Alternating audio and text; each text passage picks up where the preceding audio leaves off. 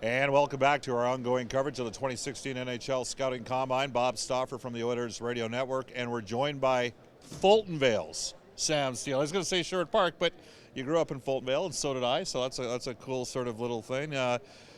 Tell us about this experience here this weekend, because it's about the kids and maybe how you thought you did in the Combine, and we'll get to some of the interviews in a second, but first, just wrapping up the Combine. Yeah, it was, it's definitely a long week, but it's an experience that you only get to take in once, so I was just trying to take it all in, and the combine testing, it's tough, but you got to do it, and I thought I had some pretty good scores, so yeah. You interviewed with over 20 teams. The Oilers were one of those teams, so maybe just a thought on how that experience went. It's an awesome experience. You go in there kind of nervous at the start, but you get more comfortable as the week went on, and like I said, you only get to go through it once, and I tried to enjoy it, and it was an awesome experience. Anybody throw any curveballs at you in terms of tougher questions during the interview process that made you chuckle a bit, or you're going, I didn't think that somebody would ask me that question, just in terms of maybe having a little bit of fun? Yeah.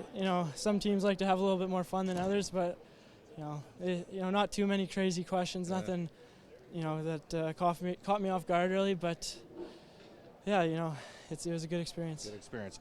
You just finished up your second full season in Regina with the Pats. So you basically been close to a point-per-game player during your 2 years with Regina. Just a thought on the progression and growth that you've had as a player under John Paddock.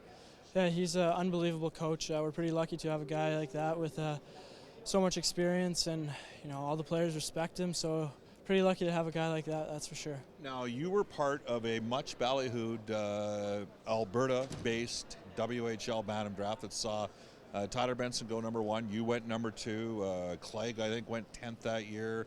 There was some other. David Quenneville was in the mix. Skinner would have been in the mix as well. So, you come through that group. Do you keep an eye on what those guys are doing as well? Are you guys all friends and that sort of thing?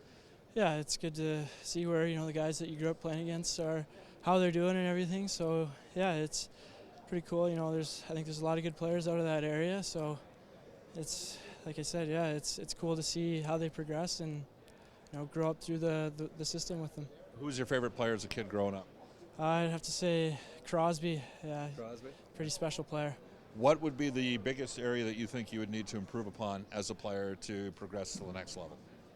I think I need to get a little bit faster, that out of the gate powerful speed, and also shoot the puck more and work on my shot as well. But those are definitely things that can be improved on. So I'm just putting in the work right now to get to that point.